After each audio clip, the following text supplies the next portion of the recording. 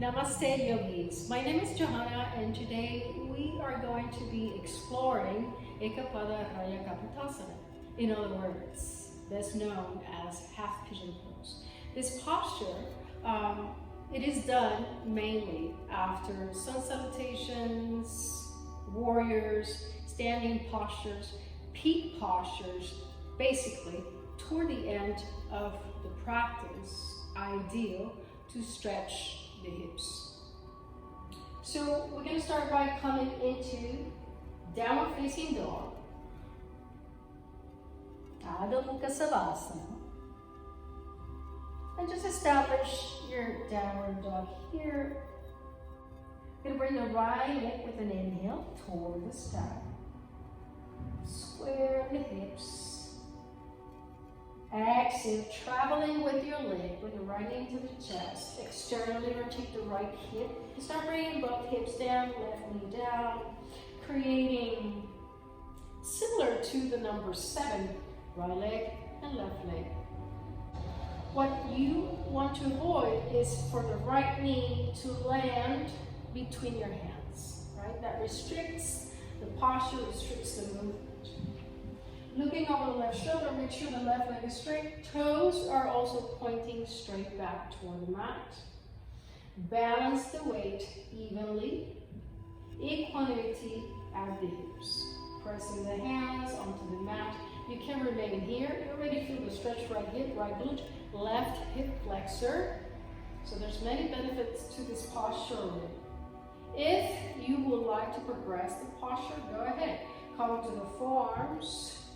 Elbows underneath your shoulders, belly in. Now take an inhale. I personally like to track my elbows toward the hips so I can feel that engagement and I can remain present in the posture, right? Not trying to check out, but through the breath, feeling the sensation. I'm going to take an inhale to lengthen, to find the space. Exhale, allow the hips to sink even deeper. Good. Full expression looks something like this.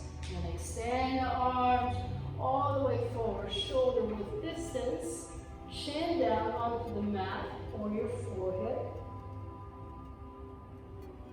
Keep the hips equanimous. Now, I would like to say that I see, as a teacher, I see very often, just to accomplish the posture, bringing the hips to the right. So now you're compensating for a lack of flexibility. What I suggest is that bring the attention to the left hip flexor, internally rotate gently that left hip,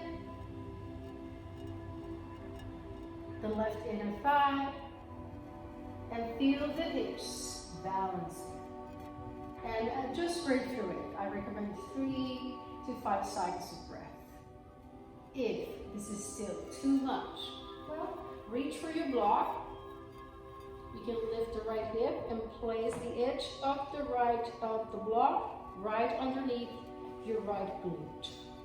Be mindful to keep the hips same level, because now you have the block on the right glute to elevate the hip a bit. You don't want to sink the opposite hip down.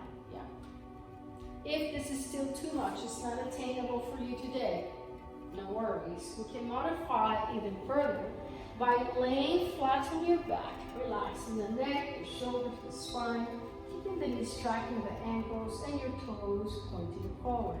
Now take an inhale.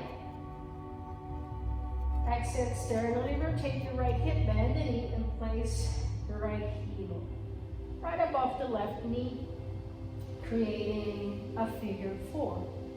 Feel free to stay here, placing one hand in front of that right leg and pressing onto the right leg away from the body. You can also lift the left foot off the mat, interlace the hands at the left hamstring, nice grip here. You can dorsiflex your feet. You can even use the right arm against that right leg and just push it away, press it away from the body. Remember to do the right side, the left side. Notice as I was saying, have fun with it, breathe through it. That is all for today. Thank you so much for being here. I hope you liked the instruction. See you next time. Namaste.